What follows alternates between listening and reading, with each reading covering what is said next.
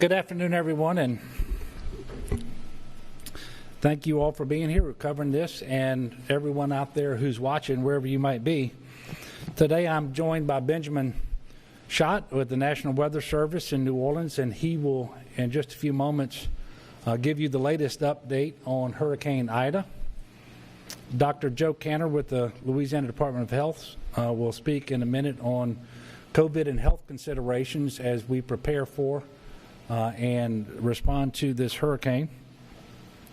We also have on hand today Chip Klein with the CPRA, General Keith Waddell of the Louisiana National Guard, Colonel Lamar Davis with the Louisiana State Police, and also Secretary Jack Monisset with the Department of Wildlife and Fisheries, and Jim Wascom with GOSEP.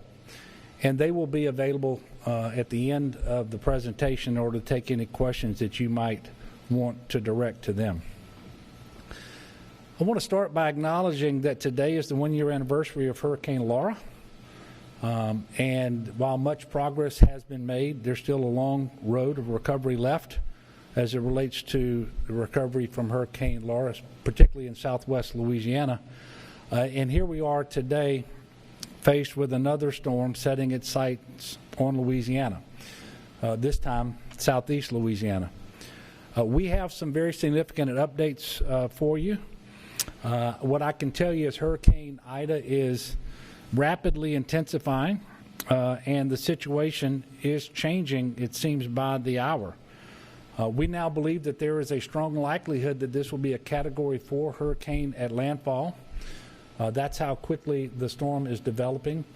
I can tell you that I had an opportunity a short while ago to speak with the National Hurricane Center, Ken Graham, and he indicated that the storm is sort of ahead of schedule, meaning they had projected it would be at a certain strength at a certain time, and is beating those projections. And what this means is the rapid intensification is happening as was expected. It's just happening to a greater degree, or at least faster than expected. So we have a very serious situation on our hands, and it's important that everyone take advantage of all the opportunities that you have, all the time that you have to adequately prepare yourself and your family, and make sure that you stay calm and that you do those things that are required to put you and your family in the best possible position to successfully weather the storm. Hurricane Ida is presently projected to make landfall somewhere between Terrebonne and St. Mary parishes on Sunday evening. By tomorrow night, tropical storm force winds will begin to move onto the coast of Louisiana. And so the next 24 hours are very, very important. Now is the time to finish your preparations, and I want to encourage everyone to understand that by nightfall tomorrow night, you need to be where you intend to ride out the storm, and you need to be postured as you would want to be as that storm approaches you. Make sure that you're paying attention to your family, to your pets, to elderly loved ones and neighbors. Last night I was able to send a letter to President Biden requesting a pre-landfall federal emergency declaration. I'm very pleased to announce that he approved it earlier today, and we are very grateful for the fact that he approved it, and he did so very quickly. I was able to speak to the President just a few moments ago, and I will tell you I was able to thank him personally, but this declaration is a key part of us being able to respond to Hurricane Ida and really to prepare in advance of landfall. Yesterday, as you all probably know, I also issued a state of emergency declaration for the state of Louisiana. And so both my declaration and the federal declaration issued by the President are for the entire state of Louisiana. As it happens, yesterday I was in Lake Charles with Administrator Criswell of FEMA at the time that we received the weather briefing, 10 o'clock yesterday morning, which was the first time that we really received notice of a forecasted storm that could be a hurricane when it hit Louisiana, and we were able to start our coordinations and communications at that time. Earlier today I was with Health and Human Services Secretary Becerra in New Orleans as well, and able to thank him for his disaster medical assistance teams and all of the assets that they had previously sent to Louisiana with respect to the COVID emergency that are going to be much more important now, that they're going to continue to work in their capacity as COVID, but as this storm develops. And then there are additional HHS resources that are being brought to bear right now as it relates to the storm. So I had an opportunity to coordinate with him as well. At this time, I'm going to ask Ben of the National Weather Service to come up and give us all the latest on what is a very serious storm. And then I will come back up and give some additional remarks after that, and we will take questions as well. Ben? Oh, there you are.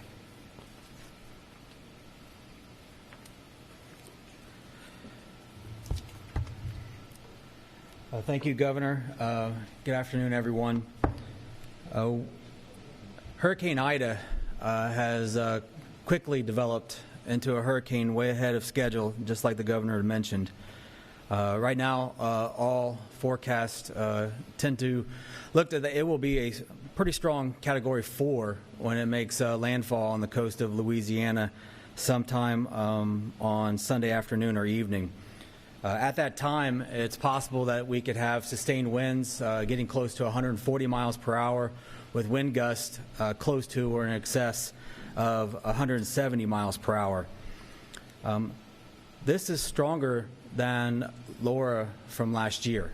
This will be a life-altering storm for those who aren't prepared and ready to take what Ida is going to throw at us later this weekend.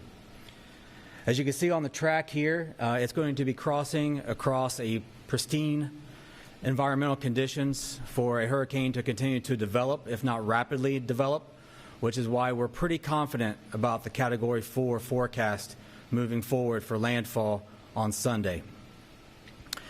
As the Governor mentioned, it looks to hit somewhere there close to the central portion of the coastline and then work its way into the central portion of the state.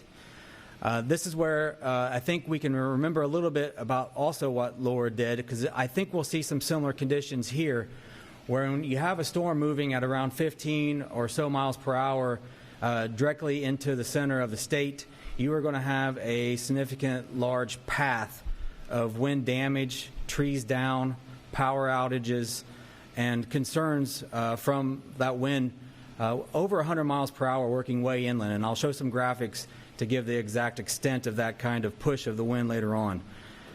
There are multiple other threats with this storm. A lot of folks will focus on the category, and they should in this case, with it being a Category 4. It does have, obviously a significant wind threat, but there are other significant threats that are life-threatening as well, and I'll kind of work my way through some of those through the rest of the briefing here. As the Governor mentioned, this is the earliest time that we expect to see the beginning of conditions starting to deteriorate. If you notice on the graphic there, it shows it being somewhere late Saturday night into early Sunday morning, spreading into the state. The color part of the graphic there is the percentage that we will see tropical storm force winds. As you can see, almost all of southern and southeastern Louisiana are in excess of 70 or 80% chance for tropical storm winds at least. So this is definitely something for everyone to prepare for.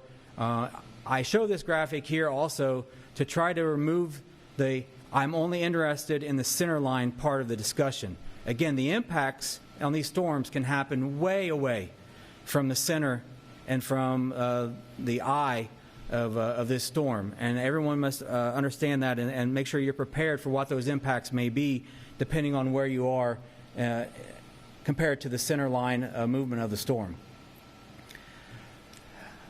Unfortunately, with the time of the new graphics just coming out, I have this just clipped, unfortunately, for southeast Louisiana, but there are hurricane warnings across almost all of southern Louisiana.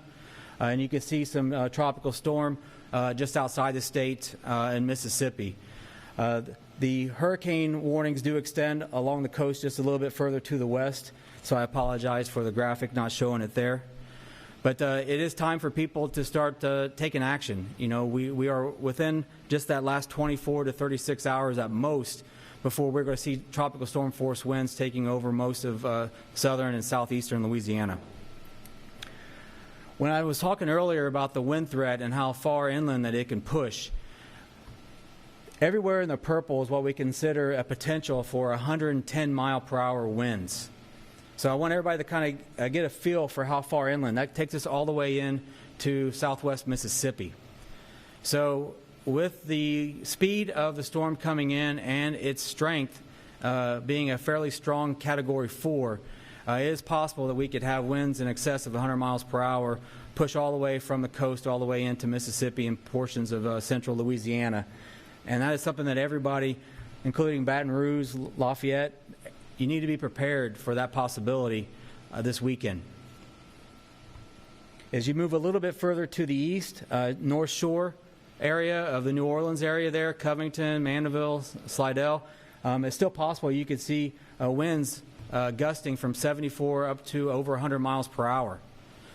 Again, you do not have to be near the center of this storm to have significant impacts. Winds of 100 miles per hour will do significant damage to both trees and possibly the power grid for exposed lines. So for those who are in those areas, I would definitely consider in this time left to make sure that you have consideration for what you would do if you were without power as we move later on in the weekend. Surge is another devastating threat. It's probably one of the #1 killers when it comes to hurricanes and straw hurricanes. So across most of the southern and the southeastern portions of the coastline, we're talking about extreme surge. 10 to 15 feet surge possible from the mouth of Mississippi west to about Morgan City. From Morgan City to Intercoastal City, just a little bit less of that, roughly around 6 to 9, and then 3 to 5 to the Texas line. As you go the other way and you work your way from the eastern portion of the mouth and wrap around the boot up towards the tidal lakes, you can see 7 to 11 on the boot portion of the Louisiana coast, and then in the tidal lakes 4 to 7. So again, the extent of the impacts are going to be far away from where this makes landfall. So for anyone with coastal interests, understand that you will see a significant amount of water move in. And depending on how large the wind field grows to and the movement and speed, these numbers may increase as we move a little bit closer to the storm making landfall. So that is definitely something for folks to watch, because higher amounts like that obviously will bring a much larger amount of risk, especially possible in the tidal lakes area where there may not be a full levee system for everybody to be protected. Rainfall is another huge issue with this storm. We're talking 10 to 15 inches of rainfall over a large portion of southeastern Louisiana. There may be pockets of 15 to 20 plus, depending on the speed and location of these bands setting up. With the rainfall that we're expecting today, that happened already today, and tomorrow, on top of the effects from Ida itself, there could be significant inland river flooding. And so with that, everywhere that you see the purple there across southeast Louisiana is where we're looking for the possibility of extreme flooding to occur. This is right on the edge of the city of New Orleans, so obviously we could have some water problems there, and that'll be something we'll have to consider as well as things set up. But I just want to highlight again that it's not just the wind threat here that could do most of the devastation. It's the water threat that's usually one that ends up being the biggest killer. And unfortunately, a lot of people tend to try to move around when they start to get worried or scared as the storm starts to come in. And this is probably the worst time to move, especially with this coming in on Sunday evening, Sunday night. As you go in the nighttime, you do not want to be trying to drive around when we're seeing heavy rains that could be creating all sorts of river or flooding that could cause your car to go off the road and into water, and then unfortunately put you at severe risk for loss of life. So just a quick overview of the threats here. The confidence is fairly high on the track. The track really hasn't budged for the last day or two. We are becoming more and more certain when it comes to the intensity that Cat 4 at landfall looks pretty much like it's a really solid forecast now. And with that, all the threats of a very large storm with a little bit larger wind field are in play with the surge and the heavy rainfall. The one other thing that I did not mention is the possibility of tornadoes as well. And so as this comes on shore, especially on the eastern side of the shore, which will encompass much of southeast Louisiana and portions of coastal Mississippi and southwest Mississippi, they'll be under the gun for a possible tornadic spin-ups, which is very normal for landfalling hurricanes. So there are multiple threats. There are multiple things for people to be watching and keeping their eye on and making sure that they're prepared for. Because, again, I'll start off with the same comment that I started with. I believe, unfortunately, this is going to be a life-altering storm for many people. And so the actions that you do now are what can prepare you to make sure that you can successfully navigate what Ida is going to throw at us. With that, thank you.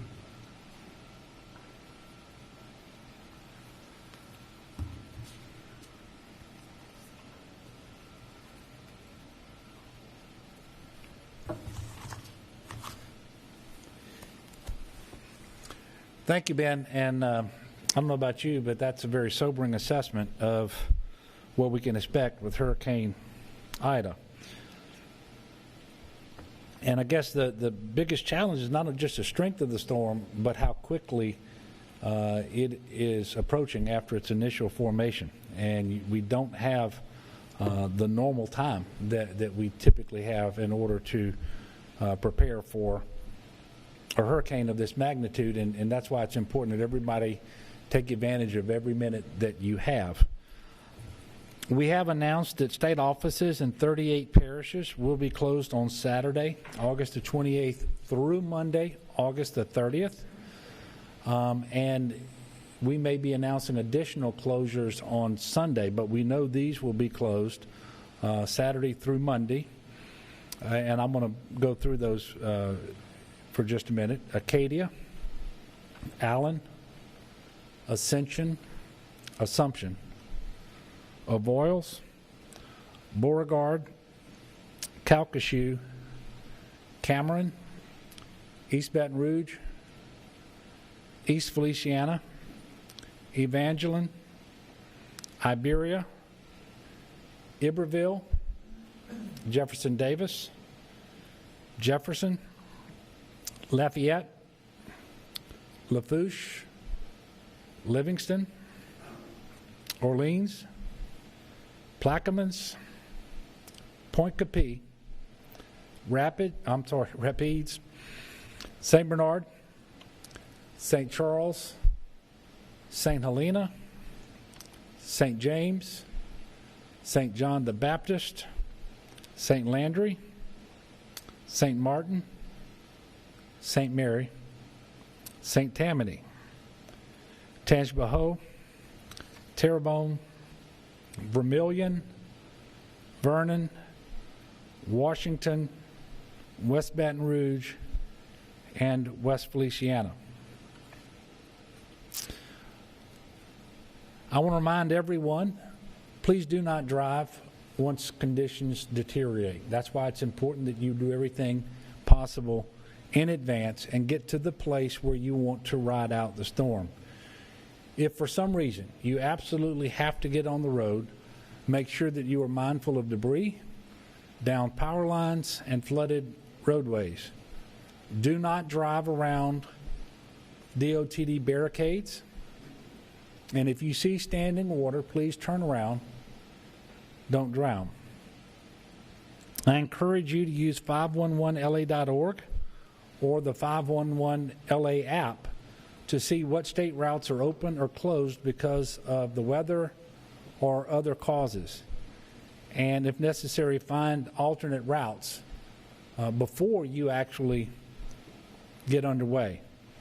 DOTD also partners with Google Maps and Waze, which are also travel resources that are especially beneficial in times like these. The CPRA is tracking 692 gates across the coastal zone. As of earlier today, a total of 182 of those are closed. We are anticipating the full closure of major floodgates in the hurricane risk reduction system around the greater New Orleans area, the Morganza to the Gulf, and the LaRose to Golden Meadow. We are aware of voluntary and/or mandatory evacuations in 5 parishes. These orders differ depending upon where you live in the parish. So if you live in Jefferson, Lafourche, Orleans, Plaquemines, or Tangipahoa, please refer to your local officials for instructions on evacuations. And whoever you are, and wherever you live or wherever you happen to be, make sure you're paying close attention to your local officials, especially the offices of emergency preparedness and parish presidents and so forth, and follow their guidance. Currently, the Louisiana National Guard has over 1,600 guardsmen on duty preparing for this hurricane, but also doing all of their normal COVID operations as well. I've authorized General Waddell to activate the entirety of the Louisiana National Guard. There will be more than 5,000 soldiers available to respond. Search and rescue assets are currently staged in 13 parishes. We do have 64 high-water vehicles, 60 boats, and 13 helicopters ready to support and assist the citizens of Louisiana. The Department of Transportation and Development, led by Secretary Sean Wilson and his team, they've mobilized their high-water signs and barricades and other equipment that may be needed to address issues related to the storm. This equipment will be utilized when it is appropriate to do so. Through an existing contract, DOTD currently has more than 70 coach buses and 20 paratransit smaller buses in Louisiana. They are staged at 2 vehicle staging areas, one in the New Orleans area, one in the Lafayette area. By tomorrow morning, we will have a total of 125 buses staged in Louisiana. The majority will be at the New Orleans vehicle staging area. This afternoon, just a little while ago, I did direct that the Saints preseason game with the Cardinals be canceled. Now that we've had update on the weather forecast and the severity of the storm is increasing, and knowing how valuable every minute is for people to be preparing for this storm, I did not believe it was appropriate for there to be an NFL preseason game taking place on Saturday afternoon, knowing that we're asking people by dark tomorrow night or bedtime tomorrow night, however you want to say it, that they be postured and located wherever they need to be and how they need to be to ride out the storm. It's never too early to start talking about post-storm safety as well. And I will remind you that in Hurricane Laura, we actually lost more people after the storm than we did during the storm to things like generator safety because of carbon monoxide poisoning, to people who were using chainsaws and on roofs and that sort of thing, and heat related issues as well. So everyone, please be mindful of this, and there is a very good likelihood that for some period of time, a considerable part of our state will be without power. Not that we're not doing everything we can to make sure that we can respond quickly. I can tell you there are already 5,000 linemen in the state ready to respond and almost 12,000 more postured to come in when they're called. But there's going to be a period of time, if the past is any indication at least, where many Louisianans will be without power.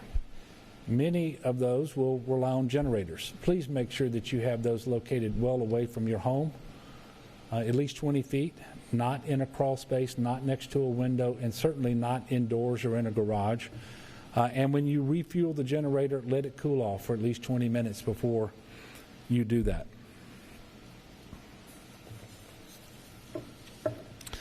Finally, I know that the fact that we're still in a pandemic makes this much more difficult for everyone as we prepare for and respond to this hurricane, but the pandemic isn't going to leave just because it's more inconvenient. And so we just have to deal with it.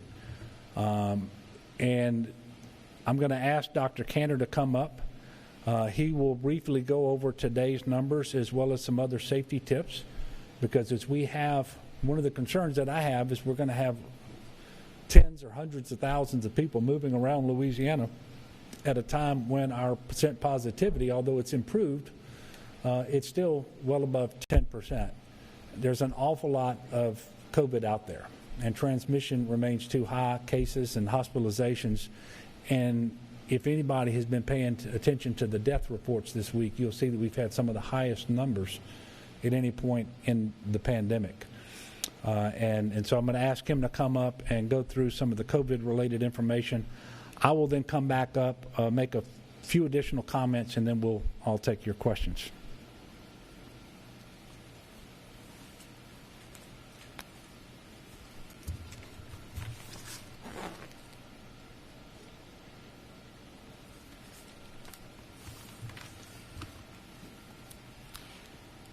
Good afternoon. Thank you, Governor. So, as you heard from Ben from the Weather Service, this is a powerful and dangerous storm.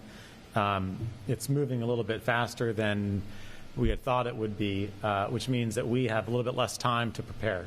So that's the first message to folks. Your normal timeline of preparedness for a hurricane has been cut down a little bit now. So take stock, make use of the time tonight, tomorrow morning to prepare, as the Governor just said. We are thankful that our COVID numbers have softened just a little bit over the past week in this really unprecedented fourth surge. We have reported out an additional 3,428 new cases of COVID today. That's on 37,520 tests. And today there are now 2,684 COVID patients in hospital beds throughout the state. That number is down just over 300 count over the past week, which is encouraging because we were at a place a week ago where the hospitals just could not take anymore. So we are thankful for that, but as the Governor said, the level of COVID out there, the amount of transmission out there, your risk, your chances of being exposed to and infected with COVID remain higher today than they have been at any point in the pandemic leading up to the beginning of this fourth surge. Percent positivity has gone down a couple points from our peak, but now it's at 14.1, which is still very, very high. There's a lot of COVID out there. There's a lot of risk out there. And as folks think through what their hurricane plans will look like and their contingencies, they need to take stock of how to keep themselves and their family safe from COVID. In most circumstances, that's going to mean limiting themselves to their family unit as much as possible, and when not possible, masking and distancing. This has been a difficult week. We reported earlier in the week our single highest fatality count from COVID to date at 139 deaths. We also, unfortunately, reported out 2 pediatric COVID deaths this week, one of which was in an infant less than 1 year old. There's still a lot of risk out there. This storm is not the only risk out there. COVID increases the risk. Please take stock of that. Please incorporate that into your hurricane plans. Again, if you need to be in an environment where you're mingling with people beyond your family unit, the things that will keep you safe from a COVID perspective are masking and distancing. Please keep that in mind. I would also like to ask people, although our hospitalization census from COVID has gone down a little bit, it still is higher than it was in any of our 3 prior surges. The hospitals are still very busy. The hospitals are still in their own contingency plans. Many hospitals are still postponing elective procedures. Please avoid emergency departments unless you need it throughout this storm. If you're sick, by all means, go to an ER, but if your condition doesn't warrant an emergency department, please avoid the ERs throughout the storm, because we're trying our best to preserve their capacity for what they have on their hands now and anything else that they might have to deal with throughout the storm. If you have special medical needs, including electricity dependency or oxygen dependency, do what you need to do right now to prepare. Contact your vendor, make sure you have your supplies, stock up, be prepared.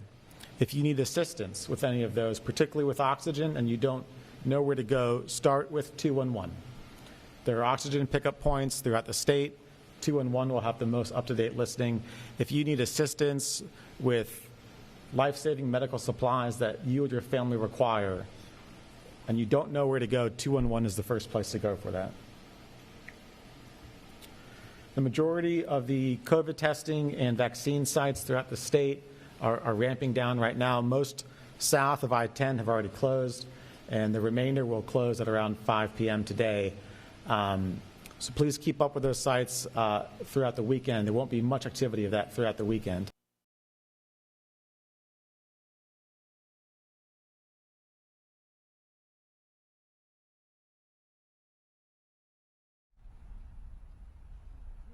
Okay, 1 minute out from the show.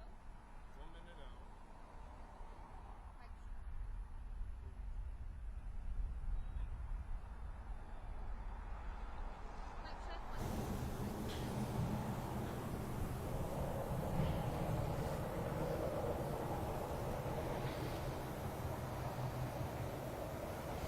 Hey, mic check. Can you hear me? Can you hear me? Mic check. 1 2 1 2 1 2.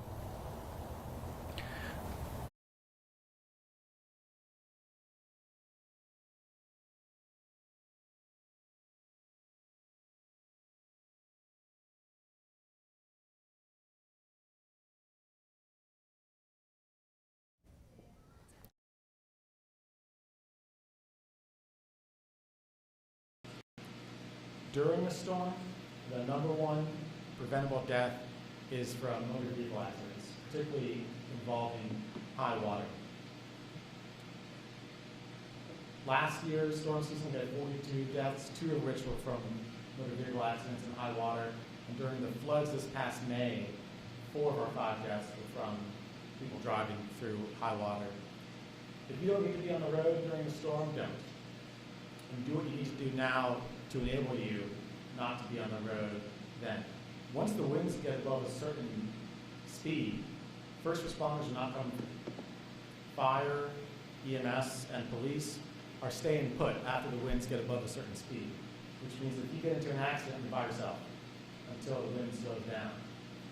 And if you get into an accident involving water, they might not be able to get to you at all. So please don't put yourself or your family or our first responders in harm's way. If you don't absolutely need to be on the roadway during a storm, don't. Stay home. Once the storm passes, as the governor mentioned, there are a couple other ways that we see preventable deaths every single storm, every single season. Number one is from unsafe generator use and poisoning by carbon monoxide. During last storm season, we had 9 deaths from carbon monoxide related to unsafe generator usage. Carbon monoxide is silent. We don't know it's there until you or your family dies. If you do need a generator, it always must be used outside. It always must be kept well away from any air intakes. Don't keep it in the garage. Don't keep it in your house.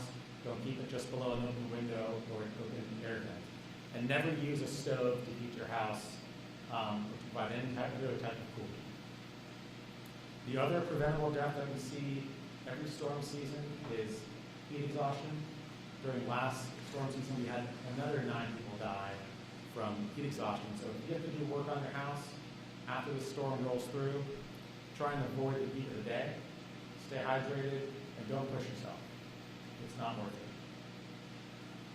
To remind folks again, this is a fast-moving storm, which means you have less time than normal to get yourself and the family prepared.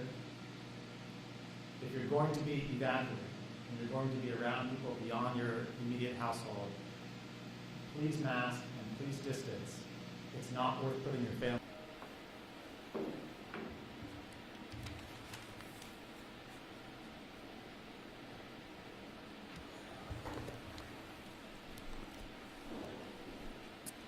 Thank you, Dr. Cantor. While we're talking about COVID, I'm going to go ahead and address the public health emergency that you all know is set to expire next week. And we have started to see some improvement in our data. That literally started exactly 2 weeks after the current mask mandate was put into place in terms of reducing percent positivity of our tests, cases, hospitalizations, which have improved by a total of 15%. But even with these improvements, we are still much worse off than we ever were in our first 3 surges. And none of the gains that we have made are irreversible. And that's especially true since 100% of all COVID cases in Louisiana today are attributable to the Delta variant, which is much more transmissible and potentially more virulent as well. And so with all that we're going to be dealing with next week, and because we are preparing for and responding to a major storm during COVID, we have every potential to lose whatever momentum we've been able to get with respect to those numbers that I just mentioned. I can go ahead and announce today that our next public health emergency will maintain the indoor mask mandate in public spaces for those vaccinated and unvaccinated. It'll be the exact same mandate that we currently have in place. We know that these mitigation measures work. We know that the vaccines are safe and effective. We're going to continue to do those things that are required in order to make sure that we can preserve as much hospital capacity as possible to deliver life-saving care. So as it relates to the hurricane again, remember that while we're going to have lots of people, lots of boats and helicopters, and we're going to do urban search and rescue just as soon as we possibly can, everyone is encouraged to have 3 days worth of supplies on hand. That's the rule of thumb. The first 72 hours is on you, and spend your time between now and the arrival of the hurricane to make sure you and your family can withstand 72 hours. If you are in a difficult spot and we can possibly get to you sooner than that, you know that we will. But you won't be the only one in difficulty. And so you can't count on that response being there as fast as you might like. So remember, the first 72 hours is on you. And do what you can now and in the immediate aftermath of the hurricane to control as best as possible the spread of COVID-19. That means wear your mask. It means distance where possible, wash your hands, and so forth. So we have some time to prepare, not as much as we would like, but preparation is key. Panicking is the exact opposite of what we should be doing right now. If you haven't done so, it is not too late to visit getagameplan.org, and you will get a list of the things that you should be focused on between now and tomorrow night. Closely monitor your local weather and your local officials. Please do as you are directed. Keep your phones charged. And if you want to sign up for updates from my office, you can text IDA. You can text IDA to 67283. And I know we've been through this many times before. That doesn't make it easier. And nobody should assume that this storm is going to be just like any other storm. They're all different. They all have their personalities. But this one has the potential, the likelihood to be very serious and very strong, potentially catastrophic for some. So let's prepare. Let's pray for what comes our way. Let's be good neighbors to one another. So check on that elderly couple next door or across the street. Call your mom and your dad or your grandparents. See if there's something you can do to help them tomorrow to get in a better position to withstand the hurricane. And with that, we will take a few questions, and you can direct questions to myself, to Ben Schott, to Joe Cantor, or to any of these public officials over here to my right. Yes, sir. Hey, Governor Edwards, you talked about those 125 buses that will be in place tomorrow. Is there shelters or anywhere So where evacuations have been ordered, most are voluntary, there are some mandatory. Those individuals should be looking for sheltering guidance from their local officials. We obviously have state shelters that we are setting up that will be operational as needed. If individuals want information about state shelters, they should call 211. I can tell you we will focus on North and Northwest Louisiana based on the track of the hurricane that you just saw for our sheltering, and we always have medical special needs shelters that are open as well. But the first thing people should do if they need shelters is to contact their Office of Emergency Preparedness in the parish where they live and take instruction from them.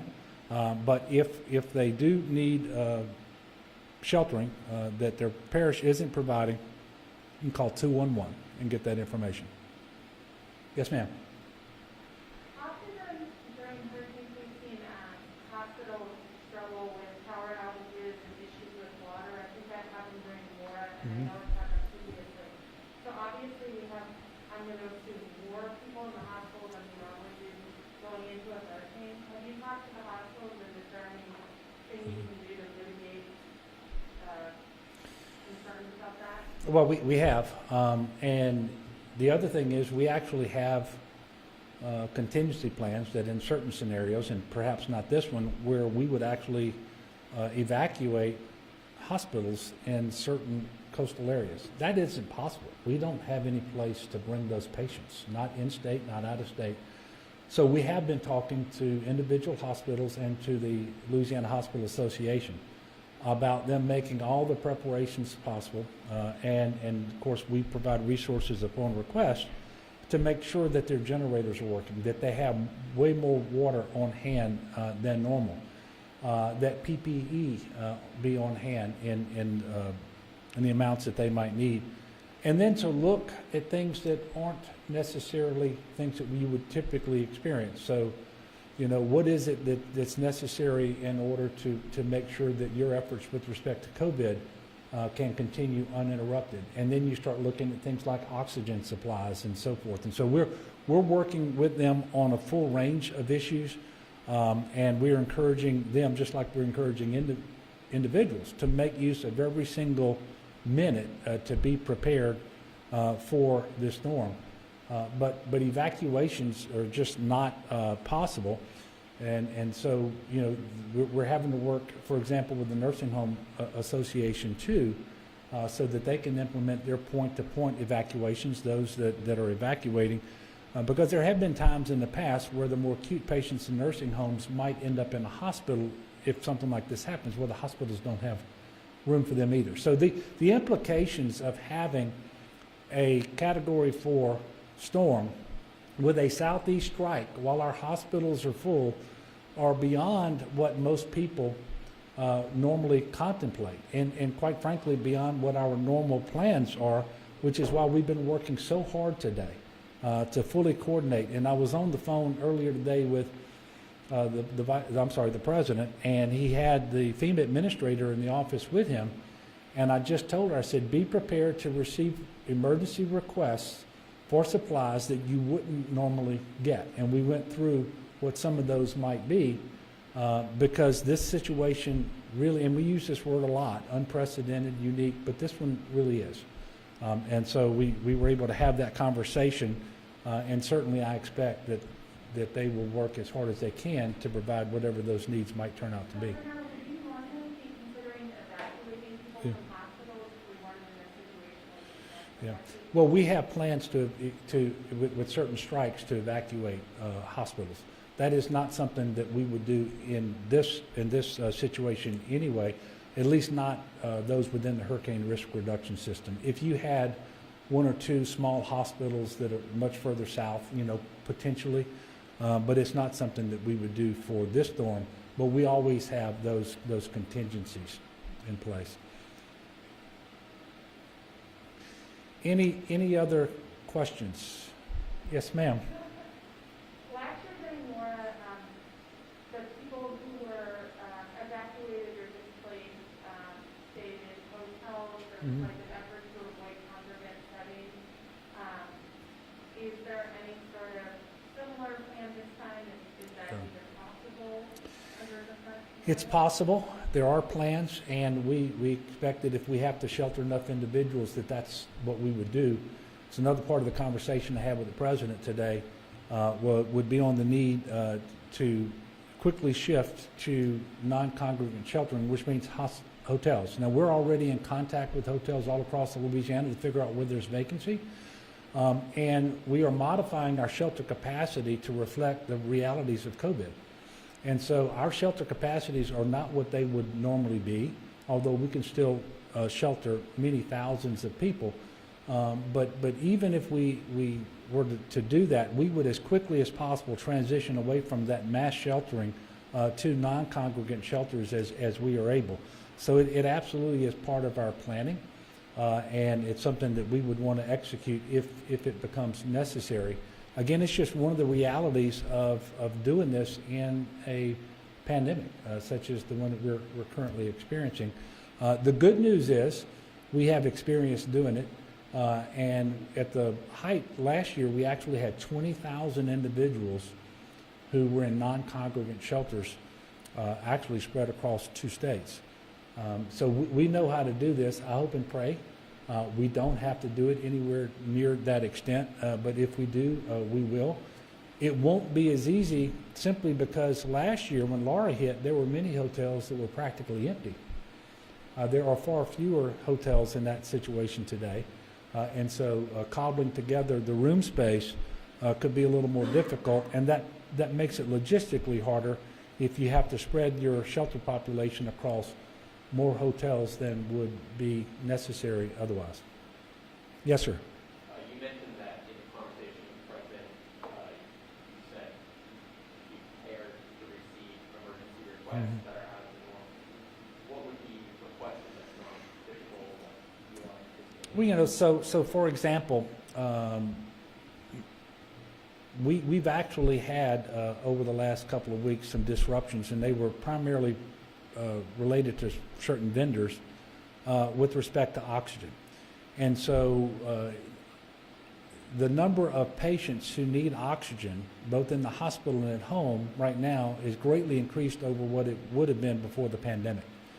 And what we don't want to do is to create a situation where people start running low on their oxygen, start going to hospitals that are already full and extremely busy.